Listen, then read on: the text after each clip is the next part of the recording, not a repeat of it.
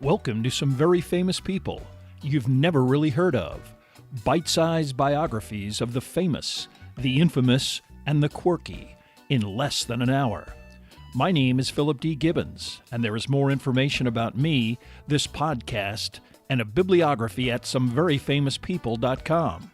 There are also photographs of many of the individuals and items mentioned in this podcast. At the conclusion of part one of this presentation, there will be additional suggestions concerning further information about today's subject, Bob Marley. Please note, in future episodes, I will have information about the release of my novel entitled, Is That Your Final Answer?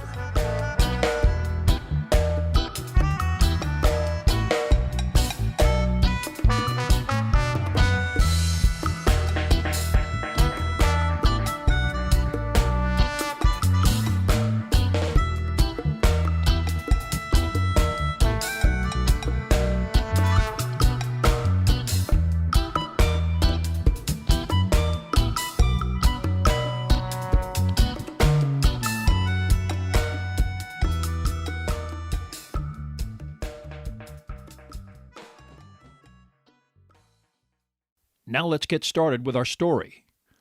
The music of Bob Marley is universally recognized as a unique body of work produced by one of the most monumental artists of the 20th century, and Marley's fame and stature has grown exponentially since his premature death in 1981.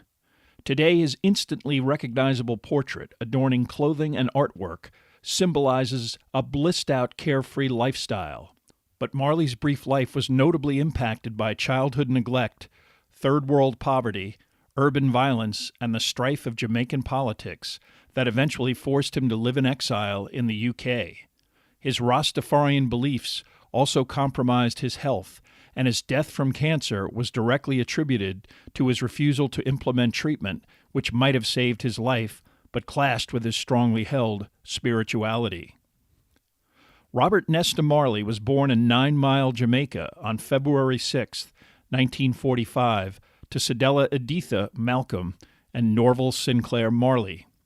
Marley's mother, a Jamaican of African descent, was 18 years old. His father, a Caucasian of British ancestry, was 60. Although Norval Marley has been described as a sea captain, British Army officer, and even quartermaster, he was in fact a laborer and construction supervisor who never saw military action. He lived and worked in Britain, Africa, and the Caribbean, and was employed as an overseer of the subdivision of the rural area around 9 Mile in the Jamaican province of St. Anne. At the time of Bob Marley's birth, Jamaica was still a British colony, and 9 Mile had neither electricity or running water. Although Norval and Cedella, nicknamed City, were officially married, the relationship ended quickly, and Norval Marley would die in 1955. By the time of his death, he was in dire financial straits, provided very little for his family, and saw them even less. Bob Marley spent his infancy in rural Jamaica, but his biological father did remove him allegedly to a boarding school in Kingston when the child was 5 years old. Actually, Norval instead left him with an elderly woman, and Marley spent the next 2 years essentially abandoned to the streets of the Jamaican capital. When an acquaintance from 9 Mile recognized Bob in Kingston, his mother immediately came and got him. Marley's subsequent childhood in 9 Mile was difficult, his mixed-race identity earning him rejection and derision from both whites and blacks alike. Additionally, his mother was barely eking out a living working in a tiny shop, a situation that eventually prompted her to move to Kingston, 55 miles away. Bob was left with his maternal grandfather, Omeria, a farmer, while City moved in with various family members. The plan was eventually to move Bob to Kingston as soon as possible. During this time period, one of Bob's childhood friends in 9 Mile was 9-year-old Neville O'Reilly Livingston. Neville was nicknamed Bunny, and he eventually became an important part of Marley's musical prominence, but soon left 9 Mile to move to Kingston with his father, Thaddeus Toddy Livingston. Bob's mother was romantically involved with the elder Livingston, another reason for her to move to the capital. She worked mostly as a house cleaner, and in 1957 was able to convince her father to reunite her with her son. Although Marley was enrolled in school, he and his mother would live in various temporary residences until 1959. It was then that her brother, going through a divorce, vacated government housing in the Trenchtown neighborhood in the western area near Kingston. Although Trenchtown was a poor community, the two-story apartment that Sedella occupied was recently built, concrete with shared plumbing and cooking facilities. Highly desirable, it was deluxe accommodation compared to the previously occupied rented shacks or the rural squalor of 9 Mile. Centrally planned with numbered streets, the community contained relatively modern amenities, including sewage and garbage disposal. Bob and his mother would reside at 19 2nd Street. Trenchtown was a difficult environment for any resident, but Bob Marley's mixed-race identity made his early teenage years even more difficult. By necessity, he developed a combative personality with a reputation as a street fighter who was better left alone, earning the nickname of Tough Gong, a Jamaican moniker for a tenacious and insightful individual. He renewed his friendship with Bunny Livingston, the two already focused on music, an interest that was a common denominator in the Trenchtown neighborhood. Because most residents had difficulty finding meaningful employment, music or sports became one of the few legitimate escape routes out of the ghetto. Although intelligent, Bob Marley was a lackadaisical student who permanently dropped out of school at the age of 15. Instead, he decided that his future revolved around his musical ability. Most commercially successful artists usually benefit from a mentor or experienced professional initially providing expertise and guidance, and Bob Marley was no exception. Literally around the corner, on 3rd Street, a successful musician by the name of Joe Higgs routinely ran practice sessions with locals he deemed talented enough. There, Bunny and Bob met another aspiring singer named Winston Hubert McIntosh, eventually known as Peter Tosh, and Higgs decided the trio had something special. A fourth individual, Junior Brathwaite, was added as well as a pair of female backup singers. This group would perform locally with various mundane names until it was decided that The Wailers was an appropriate title. In Jamaican culture, to wail, W-A-I-L, was to plead from the depth of the soul to God for justice and deliverance from misery, economic and otherwise. But music was not Bob Marley's only occupation. He did find work as an apprentice welder in a small shop, where he managed to seriously injure an eye during this employment. During the welding job, he made the acquaintance of one Desmond Dakers, another welder and aspiring musician. Dakers sang during the workday, invoking the newly evolving Jamaican style known as ska, and exhibiting obvious talent. Unlike Marley, Dakers already had successfully obtained a recording contract with a ska label owned by a young music producer, Leslie Kong. With Dakers' blessing, in February 1962, Kong brought Bob Marley into the studio, and at age 17, the teenager recorded his first songs with some of the best Jamaican studio musicians on the island. Judge Not and One Cup of Coffee were the singles that emerged from these sessions, and while only modestly successful in Jamaica, they were a major step forward for Marley's career. Bob Marley also remained grateful to Dakers, who eventually changed his name to Desmond Decker, became a major Jamaican star, and achieved international fame, notably for his top 10 1969 hit, Israelites. In 1962, Marley's personal life also remained in turmoil. Based on Toddy Livingston's roving eye and blatant relationships with other women, his interactions with Bob's mother were volatile and unpredictable. Despite the birth of their child, Pearl, in 1962, Sedella suddenly announced that she was going to visit her sister, Ivy, in Wilmington, Delaware. In her absence, another of Sedella's sisters took care of the infant. Whether deliberate or happenstance, Siddy would not return to Jamaica for many years, severing her relationship with Toddy Livingston. Although she asked her son to come with her, he refused, understanding that his best shot at musical success was in Jamaica. Marley's domestic situation was further complicated when Toddy Livingston moved into the apartment on 2nd Street, bringing another mistress with him.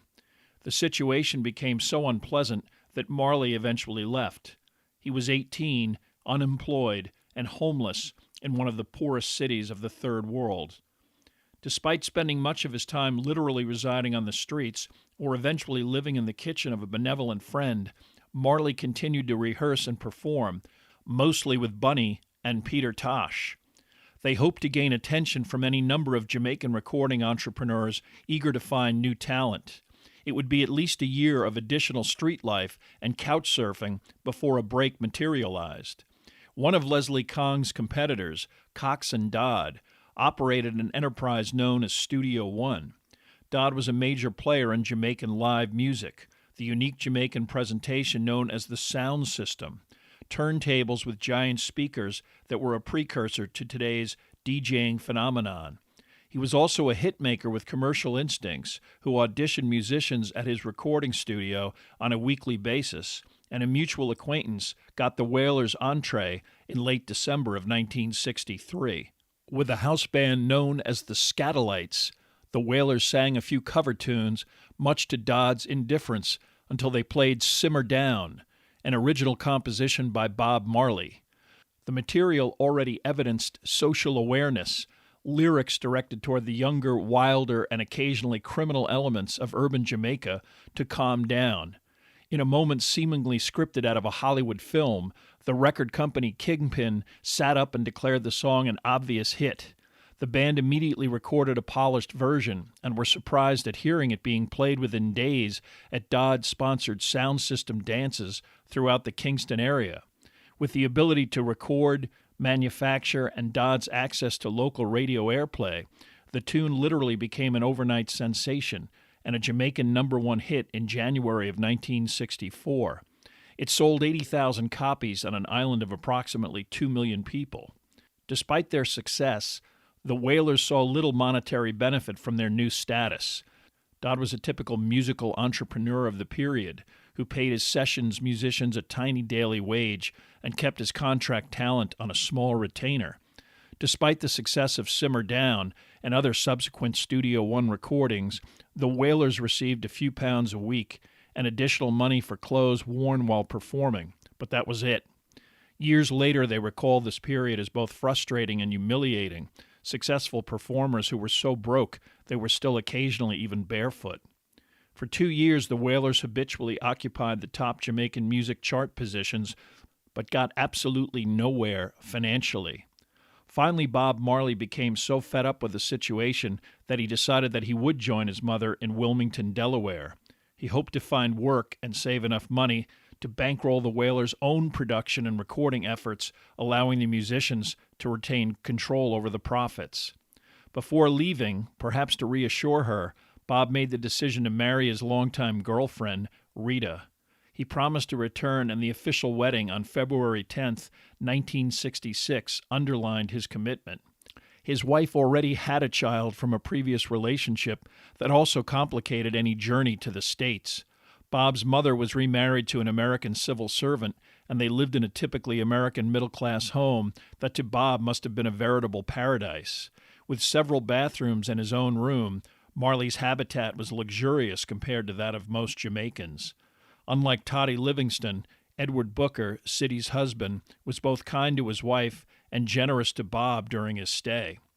Marley was able to find work as a janitor at Wilmington's DuPont Hotel, but his stay in Delaware was always meant to be temporary, and between his eagerness to get on with his life and music career, his desire to be with his wife, and the cold winter climate, Bob would return to Jamaica after 9 months. Because he needed and acquired a Social Security card for employment, Marley was also potentially subject to being drafted into the military during the war in Vietnam. In Marley's absence, one of the most monumental events in the history of Jamaica occurred on April 21, 1966.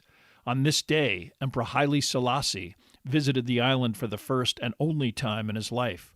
Selassie was a major international figure and one of the few prominent political leaders of an independent African country, Ethiopia.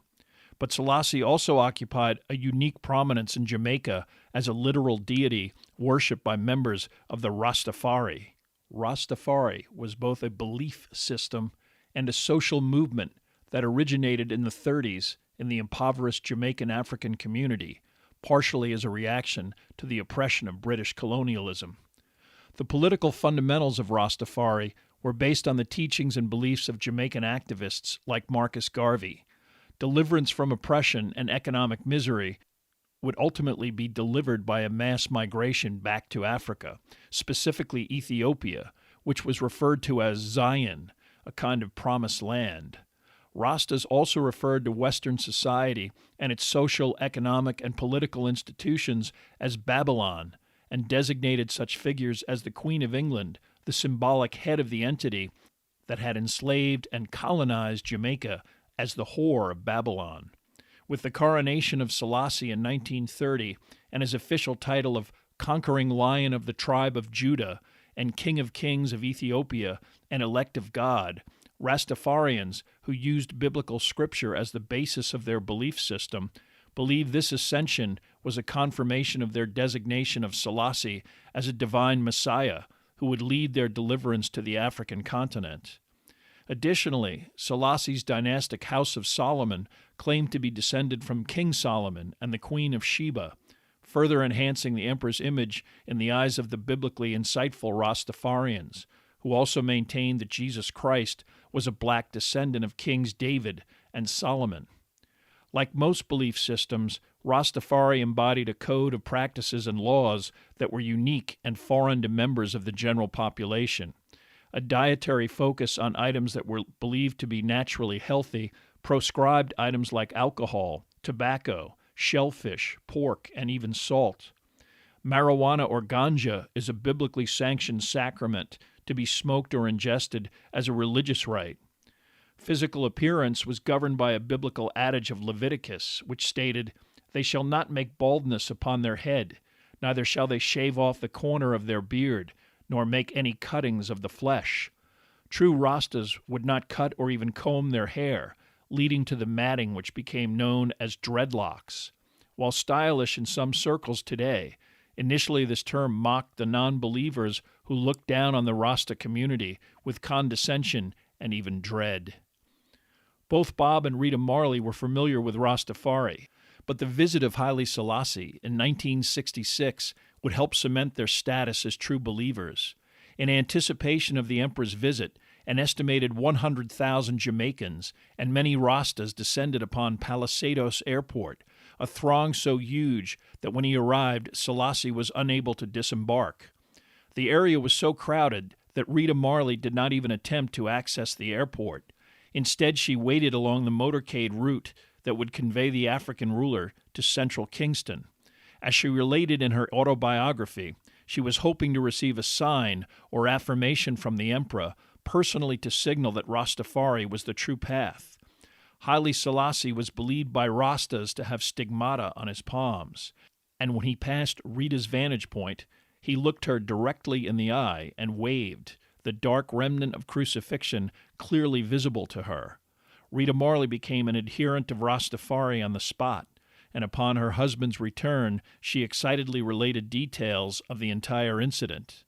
Marley's return to Jamaica coincided with his own increasing interest in Rastafari. After hearing the details of his wife's conversion, he sought out Mortimer Plano, one of the more prominent spiritual elders in the Rasta community. In fact, on the day of Haile Selassie's visit, Plano had addressed the crowds at Palisados and persuaded the throng to back off from the emperor's aircraft, allowing the emperor to safely leave the plane. For the moment, Plano would serve as Marley's mentor in the ways of Rasta, although eventually Plano's attempt to control the Wailers' recording career would sour the relationship. By now, all of Bob Marley's musical peers were also committed Rastafarians, and to further the spiritual awakening, Marley returned to his grandfather's farm at 9 Mile.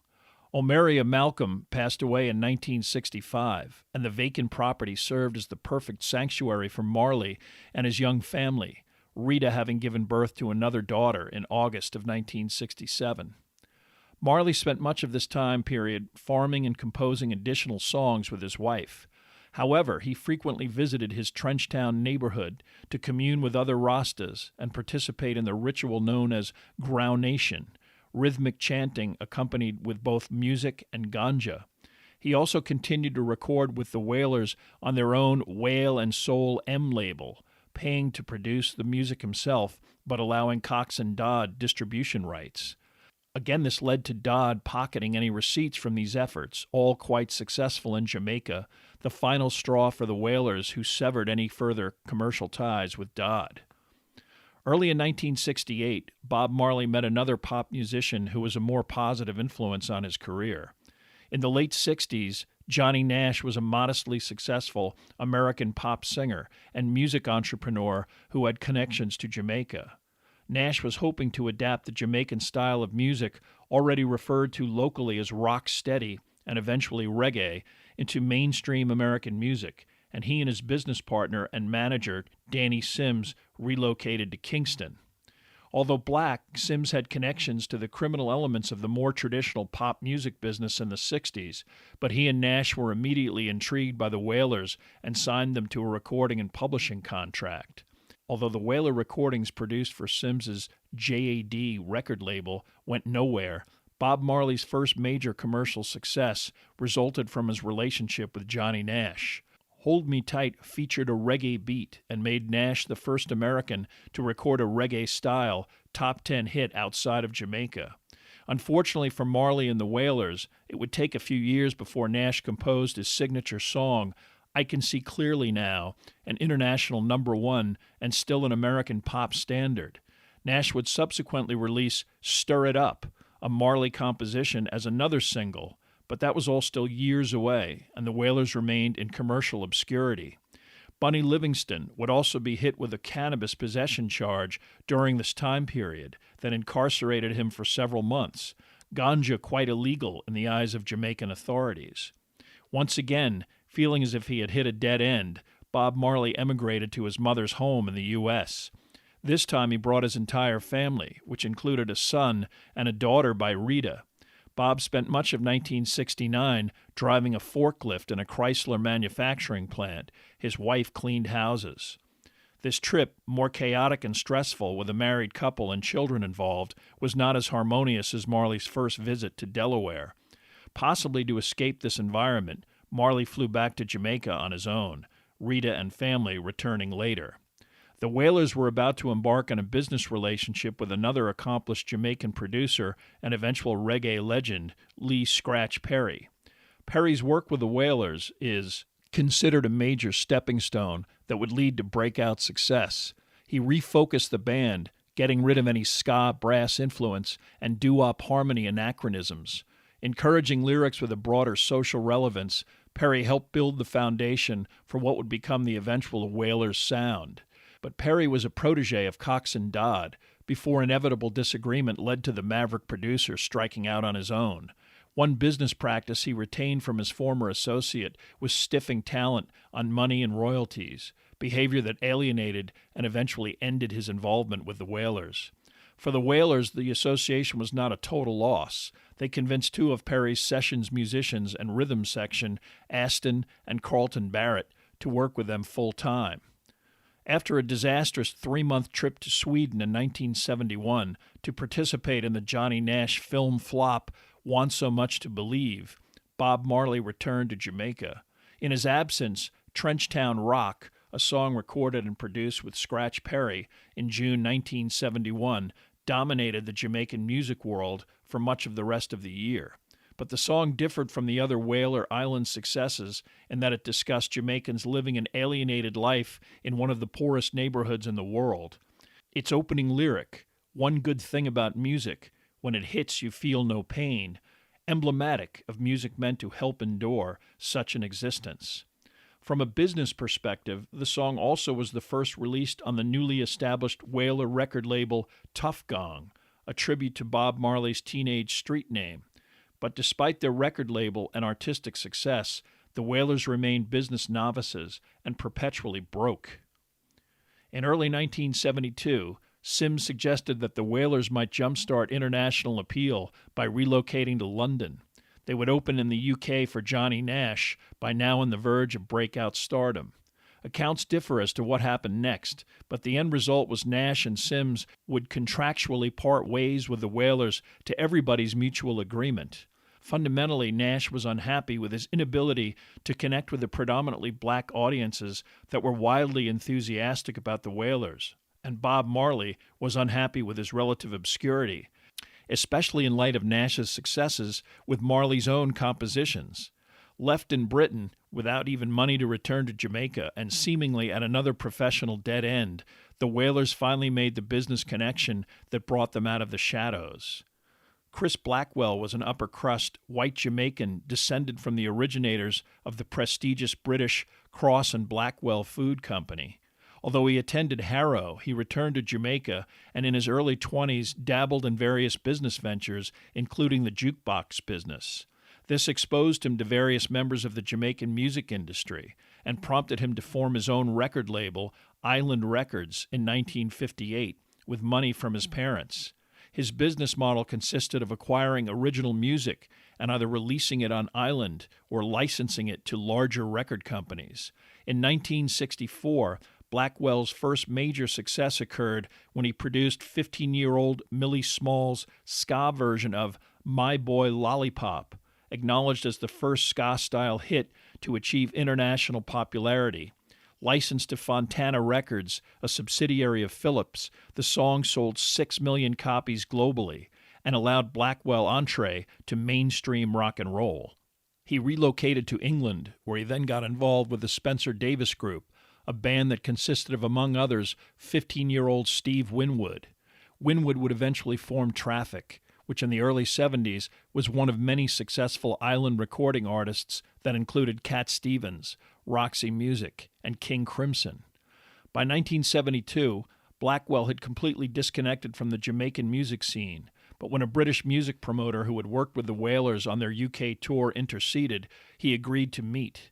Impressed by the Wailers' demeanor, determination, and original musical ideas, he agreed to front the band 4,000 1972 British pounds, a considerable sum of money. In return, with no contract in place, the Wailers agreed to record their next album for Island, a deal that the industry laughed at, believing that Blackwell had been hoodwinked by the streetwise Rastas. The Wailers flew back to Jamaica, not wanting to let down one of the few music industry people who actually invested money to help them. In 3 lengthy, determined sessions in October of 1972, the Wailers were to record the album that was to be known as Catch a Fire, Jamaican slang for Go to Hell. Within days, Bob Marley on his own was back in London, mixing the final record with input from Chris Blackwell. Blackwell made some radical changes, highlighting Marley vocals, downplaying the bass and drum, and removing other elements and replacing them with lead guitar from the likes of Muscle Shoals sessions guitarist Wayne Perkins. Blackwell's intent was to soften the rougher reggae sound in an attempt to market the first reggae album ever promoted to an international market. While the album sold modestly when it was released in December 1972, it received tremendous critical acclaim from the music industry press, and following the high-profile success of the soundtrack of the cult hit Jamaican film The Harder They Come, a compilation of reggae featuring Jimmy Cliff and also an island recording, interest in this new musical genre skyrocketed. Chris Blackwell hastily prepared for a follow-up effort. He re-established his Jamaican roots by purchasing a dilapidated mansion in a posh Kingston neighborhood at 56 Hope Road, a house that Bob Marley eventually purchased outright. Marley's wife Rita was domiciled at Bull Bay, 10 miles outside of Kingston, with the couple's 4 children, including a son, Stephen, born on April 20th, 1972. Marley spent much of his time at Hope Road pursuing various relatively open romantic relationships, including one with Esther Anderson, a high-profile employee of Island, as well as an actress and model who starred in several Hollywood feature films. Despite these distractions, the focus remained squarely on music. The second Island Wailers album, Burnin', was quickly recorded in April 1973 and released in October. It contained 2 of Marley's most iconic songs, Get Up, Stand Up, and I Shot the Sheriff. A tour to support this album was launched in the UK, with dates in the US to follow. But despite their growing reputation, the Wailers were consigned to small college and club venues on a grueling 28-show schedule that transpired mostly over May of 1973. Again, the damp climate, incompatible cuisine, and budget constraints meant for a miserable slog that concluded with a respite in Jamaica before the Wailers proceeded to the U.S. in July.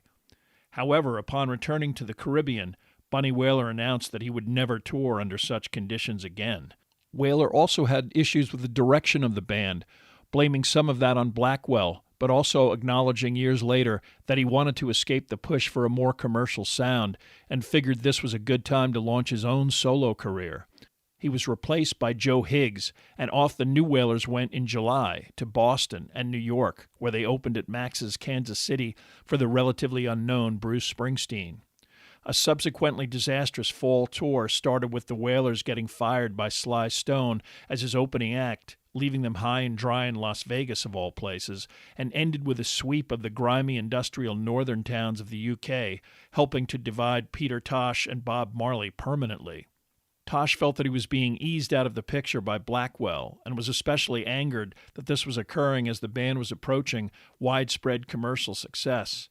At the conclusion of the Burnin' tour, he told Marley he was going solo as well.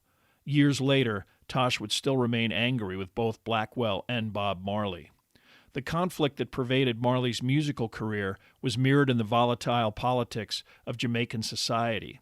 Throughout colonial times and well into the 20th century, the island was split into a have-not culture in which a conservative upper and middle class attempted to maintain the status quo at the expense of a greatly impoverished, much larger lower class.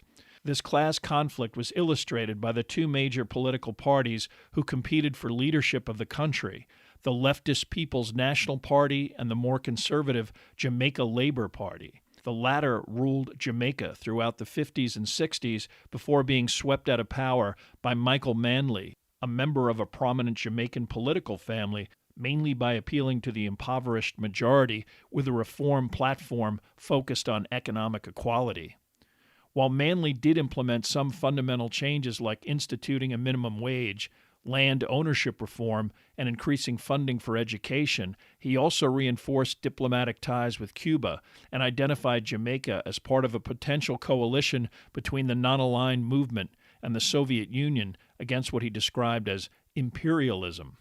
Such rhetoric alarmed the American government, concerned that Jamaica might devolve into another communist country on its Caribbean doorstep. The Jamaican government also renounced agreements with major American corporate giants like Reynolds, Kaiser, and Alcoa over fees paid for and ownership of Jamaican bauxite, a key ingredient in the production of aluminum. The Jamaican government eventually successfully negotiated a sale of control of these companies' refining operations, a development that was grudgingly agreed to, but also that engendered American governmental and corporate hostility. The competition between the two political parties escalated drastically in the 70s, with political parties paying already powerful criminal gangs to foment violence and assassination. Allegations that the American CIA became involved by providing elements of the Jamaican Labor Party with weapons and logistical support are widely accepted. Housing developments built by both parties while in power became armed garrisons, allied with one party or the other, protecting neighborhood turf and occasionally lashing out at other rival garrisons. By the mid-70s, hundreds of Jamaicans had been killed or injured in politically related violence. It took several years and a higher profile for this unrest to directly impact Bob Marley. Meanwhile, in 1974, he was attempting to reorganize the Wailers and decide on his own next musical direction. He needed to replace the two most prominent departed, which he did with a trio of female backing vocalists that included his wife, Marcia Griffiths, and Judy Mowat, dubbed as the I-3. He recruited various sessions musicians, including a horn section, and an American lead guitarist named Al Anderson, combining them with the Barrett brothers for his next recording, Natty Dread, which included newer renditions of Wailer standards such as Lively Up Yourself, and what would be the song that eventually took him to the next level, No Woman, No Cry. Stylistically, this album established the female backing vocalists who recorded with Bob Marley for the rest of his life. It also began some commercial skullduggery that indicated that Marley had adopted some of the business practices of his associates in the Jamaican music industry. To allow the Wailers and Marley in particular to escape their contract from Danny Sims and sign with Island, Chris Blackwell negotiated a new deal that gave Sims a small percentage of future sales and exclusive future publishing rights to Marley-composed material. To skirt this obligation, Marley began assigning friends and other musicians with songwriting credit for his efforts, cutting Sims' company out of the publishing rights, a short-term solution with eventually major implications. 1974 provided another milestone from an unlikely source. Eric Clapton emerged from 3 years of heroin addiction and transported several hand-picked musicians to the Miami, Florida area to record a comeback album. He also hired local sessions guitarist George Terry, who was a devotee of Jamaican reggae and Bob Marley music in particular. Terry convinced Clapton, who wasn't crazy about the idea, to record I Shot the Sheriff. The virtuoso guitarist agreed, only after giving the song a much lighter, poppier rendition. Released in June of 1974, the song became and remains Clapton's only #1 single of his career. It also brought the music of Bob Marley to the attention of a larger, more mainstream audience around the world.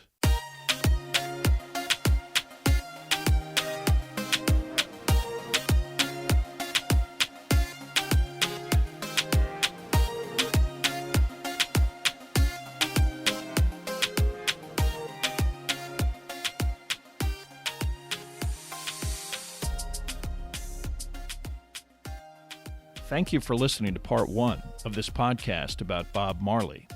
Much of the information for this podcast came from the books Catch a Fire by Timothy White, So Much Things to Say, The Oral History of Bob Marley by Roger Steffens, Bob Marley, A Life by Gary Steckles, and Bob Marley, Stories Behind the Songs by Maureen Sheridan.